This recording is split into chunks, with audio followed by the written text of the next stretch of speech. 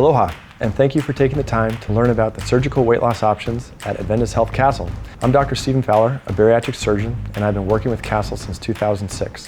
So I can tell you that this is one of the best places to get your procedure. Today, I'm going to talk about what is obesity, why someone might consider bariatric surgery. We'll talk about the good and the bad related to bariatric operations, and then we'll delve specifically into 3 different operations: the laparoscopic bypass, the sleeve, and the duodenal switch. And we'll wrap it up with talking about who is a good candidate for this type of operation. So what is obesity? Obesity is a disease state of having too much body fat. We use the term disease because it starts changing our discussion away from something very simplistic like, why can't this person exercise more or eat less, to this is a health condition and how can we help our patients? Now, it's having too much body fat. We don't necessarily care about the weight of the individual, but we care about the health conditions that go with that excess weight. When we measure someone's weight condition, we use the term BMI or body mass index. You're going to have to know what this number is because it's the insurance companies determining if you're a candidate for the operation. The BMI number is a number that accounts for differences in height. The mathematical formula is kilograms over meters square. But the important thing to remember is that you can get this number quite easily just by Googling BMI calculator. You'll put in your height and your weight and you'll get this number. The BMI number is basically broken down into multiples of 5. A normal weight is up to 25. Overweight's 25 to 30. The definition of obesity is 30 to 35. And then 35 and greater is severe obesity or morbid obesity. It's important that you understand that the BMI number is not a good predictor of your health, but it's an easy number to calculate, and so that's what we're stuck with. The BMI number does fall short in terms of assessing someone's overall health, and the limitations can be related to ethnicity and also physical conditioning. The BMI number started back in the 1920s with the Metropolitan Life Insurance tables, and they were basically collating data from people in the mainland on the East Coast. And you can imagine it was a pretty homogeneous group of mainly Caucasian individuals. Had nothing to do with taking account the health for African American, Asian, let alone South Pacific. And what we do understand today is that one BMI means something completely different for a different ethnicity. The other area of limitation with the BMI number is related to physical conditioning. If you go ahead and put that BMI calculator into somebody who's, say, an NFL linebacker, the guy's probably 6'8", 300 pounds, pure muscle. But with the BMI calculator, he's going to come out being morbidly obese, which would be a complete mistake. So again, the overall theme is realize that we do need this number in terms of measuring someone's condition and also eligibility for insurance, but it is a poor overall quality for predicting your health. So briefly, you guys know this, we're experiencing an epidemic in the United States. The majority of us in the US now today are considered overweight. The definition of obesity, which is that BMI of 30 and greater, has also shown explosive growth. It's a big deal because the overweight condition is the #1 cause of preventable death in the United States, which is an astounding fact. It's always been tobacco was the #1 killer, but about a few years ago, obesity went ahead and matched it and has since eclipsed it. And so in terms of healthcare dollars, healthcare impact, we need to be focusing on this problem today. So what's happening in the US today? Basically, if you look at over about one generation or the past 20 years, we see a doubling in the obesity rate, a dramatic increase. It looks like the problem of obesity is still getting worse in the US, but it's starting to slow down. Hopefully we'll start seeing an improvement in the next couple of years, but at this point, people in the US are still getting more unhealthy. In the state of Hawaii, we're at about 23% obesity rate, a little bit better off than some other states like the Midwest and the Deep South, but still the same rate of growth. So what's causing this problem? Why are we becoming more overweight in the US? Well, it's certainly multifactorial, and you could probably point a finger at just about any direction and you'd be right. But there are a couple things that a lot of medical societies do agree on. The first thing would be that the quality of food we eat today is fundamentally different than what we ate a generation ago. With the advent of food science around the 1970s, we've gotten very clever in terms of manipulating our food to be cheaper to make. Never in the history of humans has a price per calorie ever been so cheap. And we've gotten very good in terms of processing that food for preservation. We can put something on a Matson container for a month, and when it gets here, it's still going to be fresh. These are very admirable goals, but there's been very little emphasis in terms of the nutritional value of the foods that we eat today. And so what we find is diets that are much higher in percentages of processed sugars and fats, and these are not necessarily very beneficial for our health. The next factor we talk about would be the amount of food we eat, not just the quality. We eat about 300 calories more today than just a generation ago. I urge you to go ahead and look at some historical pictures from the 1950s of someone at a diner, and you look at a plate lunch, it's going to look like a mini portion today. Our society puts a focus on quantity over quality, and so it's just become the norm now that our quantity of food we eat today is just more. The last thing I'll touch on is that when the body is in a state of stress, it sends signals to the organ systems that they need to hold on to energy. Energy is in the form of fat, fat's in the form of weight. There's very good data saying today that we are more stressed out than just a generation ago, and so this is probably one of the factors. So what is that stress? We probably sleep an hour less a day than we should, so there's a sleep deprivation happening within our society on a global scale. And the last thing is the way our society is organized, there's a lot of us kind of a go, go, go mentality where we have very little time to take time out of the day to decompress. A lot of my patients talk about multiple jobs to make ends meet, family commitments of picking up, dropping people off nonstop. And again, it's kind of like this hamster wheel where they're going all day. They get home, they sit down in front of the TV exhausted. Half hour later, they pass out. They wake up the next day and they do it all over again. And this type of unhealthy, stressful living is probably one of the main factors attributing to that increased weight. So you guys know this, being overweight has absolutely nothing good associated with it. The first thing is that there's increased death rate related to the overweight condition. People with a BMI of 25 and greater, we start to see an explosive growth in terms of early mortality. If you have a BMI of 40 and greater, you're probably losing 8 to 12 years of your life that you just shouldn't. Being overweight affects every single organ system in the body in a negative way. From the top down, people have higher rates of depression and anxiety, worsening of headache conditions related to intracerebral pressure elevations. The pulmonary system takes a hit, higher rates of asthma and COPD, obstructive sleep apnea, that's that breathing machine at night if you've seen that before. The heart takes a hit, higher rates of heart disease related to higher rates of high blood pressure and higher cholesterol. The heart tends to get enlarged and baggy, so higher rates of congestive heart failure. The venous system, which returns the blood back to the heart, that gets compromised, higher rates of varicose veins, venous stasis of the lower extremities, which is that discoloration of the shins if you've seen that before. Joints are wearing out 10 or 20 years quicker than they should. The gut takes a hit, there's higher rates of fatty liver disease. That's kind of an important factor because the fatty liver disease related to the overweight condition is the #1 cause of liver transplant now today in the US. That's an astounding fact. It was just a couple years ago, it was always alcohol and hepatitis, but now with the obesity epidemic, we're starting to see some downstream problems related to it. The kidneys are also vulnerable. The overweight condition puts a stress on the kidneys and we start seeing early kidney failure with this disease state. That's a big deal for the state of Hawaii because we have such high rates of diabetes in our community. As you know, diabetes affects the kidneys in a negative way also. It's kind of like a 1-2 punch. The last thing I'll touch on is that there's higher rates of cancer related to the overweight condition. It's been shown that women have higher rates of breast and uterine, males have higher rates of prostate, both sexes share higher rates of esophageal, gastric, gallbladder, colorectal, and kidney cancers. And it kind of makes sense because that pro-inflammatory state that the body's in is a setup for cells to behave badly, so we start seeing these cancer or tumor associations. Another important factor is that some patients mention there's difficulties with day-to-day living. Usually it's related to public transportation, so it's the hassles of negotiating planes, buses, sporting events, public turnstiles. Those are the types of things that can be an issue for some of my patients. So there is a dollar amount related to the overweight condition that affects your pocket negatively. There's been some fairly good studies in the past like this one that's shown some fairly high numbers. And the take-home message is that there's probably increased dollars related to increased sick leave, so a smaller paycheck, increased medication usage, so co-pays related to that, the associated doctor visits, hospital visits. All of these things add up, and it could be a couple $100s a year for an individual, or it could be up in the thousands as mentioned in this study. Okay, so let's talk about what we can do about the overweight condition. I like this slide because it's kind of an introduction in terms of putting a realistic expectation with the different types of interventions you may be considering. So as we look at this curve, the first thing we notice is that just starting on the curve, there are diets and other medication options that might be available to you.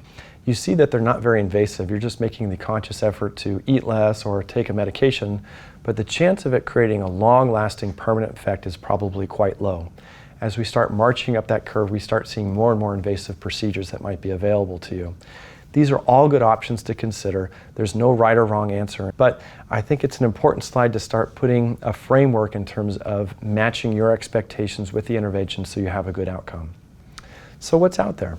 So we all know diets are very easy to do. It's just making that, again, that conscious effort to eat less. It doesn't matter what diet it is. It could be Purium, which is $300 a month. It could be the Atkins, the South Beach. I don't care which one it is, but all of them have the overriding theme of consuming less calories. If you do that diet, you're probably going to lose some weight. But when you stop that diet, because you can't be on that diet forever, right?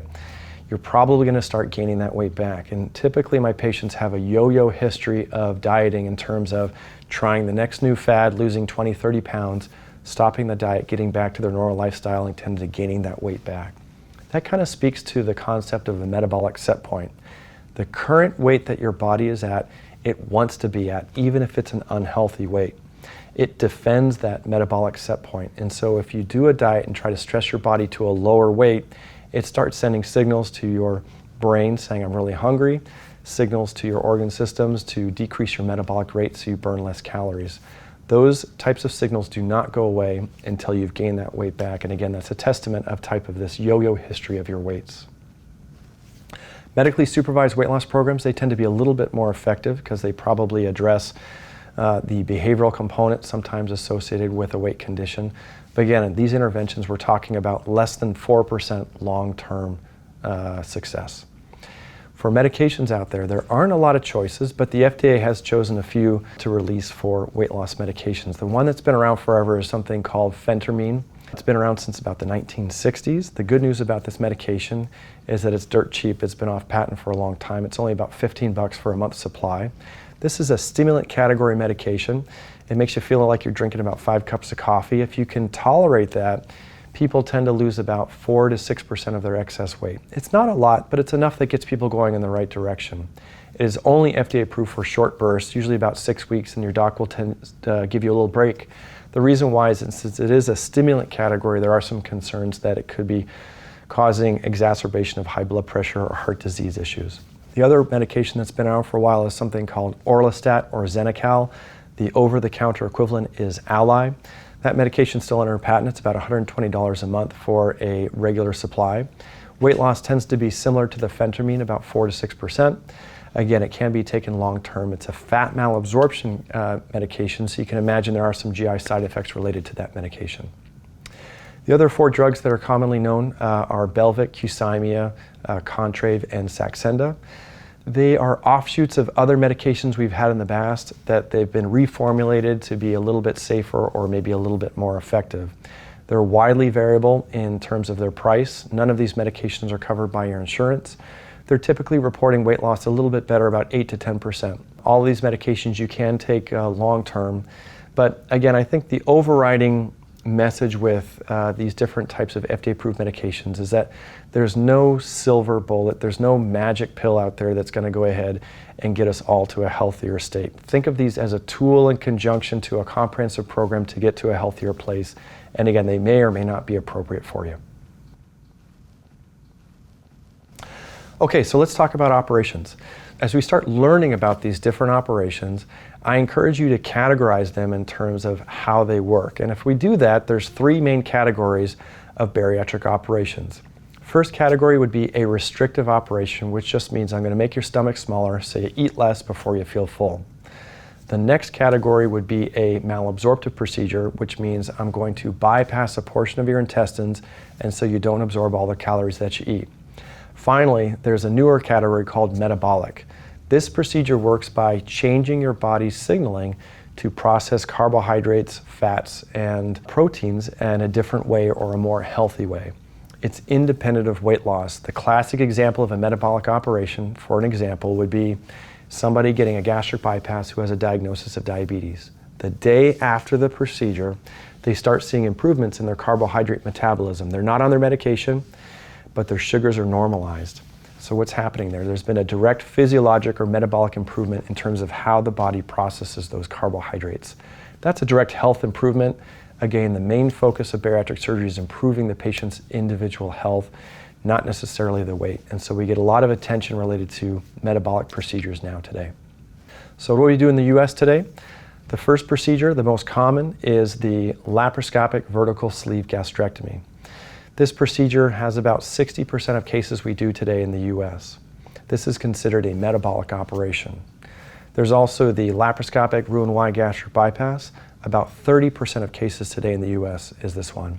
So by far and away, the two most commonly performed procedures we do today are the sleeve and the bypass. Finally, there's the laparoscopic duodenal switch. About 5% of cases is this procedure, and it's starting to grow a little bit in popularity.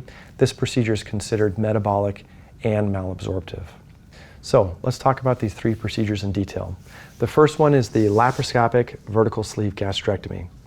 Basically, this is an operation where I cut and remove about 80% of your stomach. The procedure is done under a general anesthesia. It takes about an hour to do the operation. You spend one night in the hospital and you go home the next day.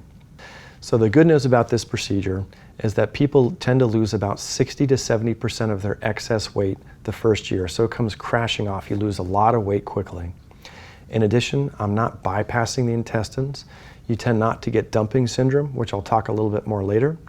And the nice thing too is that it's a fairly simplistic operation, right? I'm just cutting, removing part of your stomach. So you get a good, safe operation. The chance of you having any problem related to this bariatric procedure over your lifetime is extremely rare. The bad news about this procedure is that about 10% of people may develop some acid reflux after this operation. So that's like heartburn. I can't predict who that's going to be. It could be bad enough that you have to take antacids for the rest of your life to control those symptoms. I think it's a very good operation, but long-term data is showing that the vertical sleeve gastrectomy is probably not as effective as the Roux-en-Y gastric bypass or the duodenal switch, but it's a pretty darn good procedure. The next procedure we'll talk about is the Roux-en-Y gastric bypass or the laparoscopic gastric bypass. This procedure is an operation where I'm going to go inside your abdominal cavity laparoscopically. I'm going to cut and divide your stomach. After I've completely separated your stomach, I go farther down your small intestine.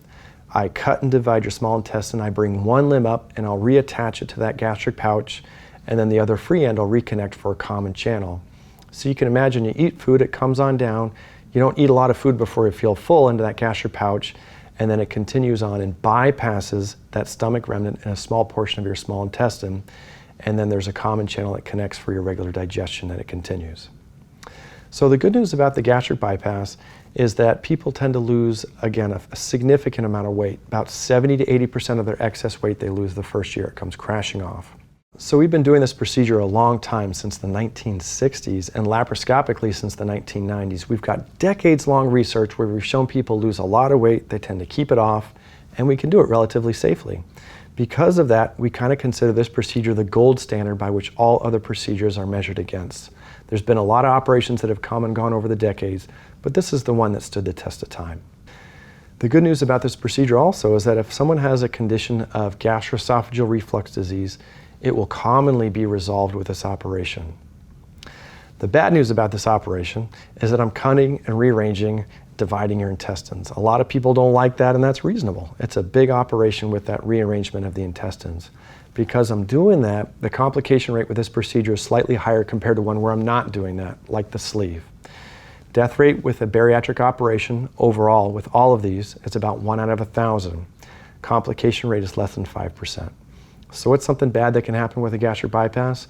Again, since we're cutting and dividing the intestines, there's always a chance of a stricture, an ulcer, or an obstruction like an internal hernia. In addition, there's something unique to this procedure called dumping syndrome. Basically, that is a syndrome you can get after you eat a high sugar meal. So before you're ever to have this operation, if you eat a high sugar meal like a chocolate cookie, a chocolate milkshake, you can imagine that thing goes on down to your stomach. Your stomach starts to digest, dilute, and slowly deliver that sugary meal to your small intestine for normal digestion. That's fine.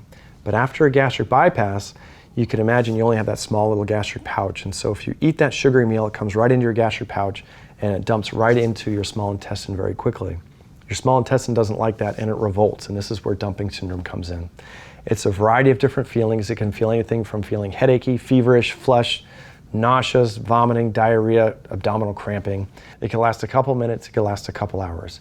If you eat healthy, you're never going to feel it. But if you do have a sugary meal, some people do report having dumping syndrome with this operation. The last procedure we'll talk about is the laparoscopic duodenal switch. Now remember, this is a bigger operation, and we talked about it being restrictive and malabsorptive. The first part, restrictive, is basically a sleeve gastrectomy. So what I'm going to do, I'm going to cut and remove about 80% of your stomach. I get rid of it. The second part of a duodenal switch is a small intestinal bypass. I'll make a small division right after where the stomach ends. Then I go farther down your small intestine, make another division. I'll bring that limb up and reattach it to the stomach. And then the other end is reconnected farther down the small intestine. So you can imagine this is a malabsorptive component of bypassing a very long segment of your small intestine, in addition to that metabolic component I was talking about earlier. The good news about the duodenal switch is it is hands down the most effective operation we have. Everyone's going to agree with that. People tend to see about 80 to 90% of their excess weight lost or removed. They tend to see about 80 to 90% diabetes remission with this procedure. It is the most robust operation we have with the highest metabolic component of, again, improving someone's health. The bad news about this operation is that it's such an effective operation, sometimes we can get in trouble with vitamin or protein deficiencies. In studies, it's quoted anywhere from 5 to 20%. If you eat healthy, if you're really good with taking your good quality multivitamins, this shouldn't be an issue. But again, you really do have to watch your diet with this particular operation. The complication rate with this procedure is a little bit higher than the vertical sleeve gastrectomy and the gastric bypass, again, because it is a more extensive operation. The last thing I'll touch upon with this procedure is that it probably will change your bowel habits. Typically, people after the duodenal switch have about 2 to 3 bowel movements a day. And again, this is related to that malabsorptive component. So the overall theme is that these are all good operations. There's nothing experimental about any of these. But you have to realize that this is an elective procedure and with very different outcomes with each one of these. So it's important that you match your expectations with this particular procedure so you have a good outcome. These are all good operations. I guarantee I can make you lose a lot of weight with these procedures, but you have to think of the operation as a tool in conjunction to a comprehensive program to give yourself the best possible chance of long-term weight loss and health improvement. So what is a comprehensive program? It's basically, again, a good, safe operation, but then an extensive team that's addressing all the other issues related to healthier lifestyle. So that's having a dietitian on board in terms of how to eat healthy, how to eat healthy on a budget. It's having a behavioral specialist on board, like a psychologist, in terms of getting ready for the operation, understanding how you're living your life. Are there certain things that might be sabotaging your health that need to be addressed? It's having an exercise specialist that's on board. How do you exercise now without hurting yourself? How do you start ramping up your exercise to maximize your metabolic rate? It's also having a team that's going to go ahead and follow you long-term to prevent any complication related to that operation. So these are the components of a comprehensive program, and we have those components here at Castle. So as an overview, why are we getting these operations? Again, it's nice to lose the weight, but the main focus with metabolic and bariatric surgery is to improve the health of the individual. So that means getting off your diabetic medications, getting off your CPAP machine, having to not need that spine surgery, maybe increasing the safety of your orthopedic surgery that might be upcoming. These are the reasons why we're interested in getting these operations. Okay, so who's a candidate for a bariatric operation? This is where that BMI number comes in. Basically, most insurance companies follow general guidelines, and they are based on that BMI criteria. People with a BMI of 40 and greater are considered a candidate for a metabolic or bariatric operation, or 35 and greater with some significant health condition that your insurance company would determine. A newer finding, too, is that with people with a HMSA insurance and a BMI between 30 and 35 with significant diabetes are also considered a candidate for bariatric operations. So what's special about Adventist Health Castle? Well, there's a variety of reasons. First is we take just about every insurance that you can think of, so we can help a variety of different people. We offer the laparoscopic vertical sleeve gastrectomy, the gastric bypass, and the duodenal switch. In addition, we've been doing these procedures for quite some time. Again, we've been doing the program for over 12 years, over 2,000 cases. So with that level of experience, we've been able to accept some of the more complicated revisional cases. We perform the sleeve gastrectomy through the belly button, which does have a slight cosmetic advantage. We are MBS AQIP certified, which just means that the American College of Surgeons, that governs us as a bariatric surgery program, we've been able to demonstrate that we have the safety outcomes and performance among the best programs across the U.S. The HMSA Blues Quality Distinction Program is another accolade we've received. It just means we have a good, safe program. We have a high-volume, dedicated practice. These operations are quite complex, and to do them safely, you need to do them on a regular basis. So you need a program and a surgeon that's focusing their career on these procedures to have the best possible outcomes. In addition, we go to the neighbor islands on a regular basis, and as a summary, we've been doing these procedures since 2006, demonstrating good outcomes with good safety. If you have any questions or would like to find out the next steps to surgical weight loss, give Adventist Health Castle a call at 263-5176. We look forward to helping you on your journey. Aloha.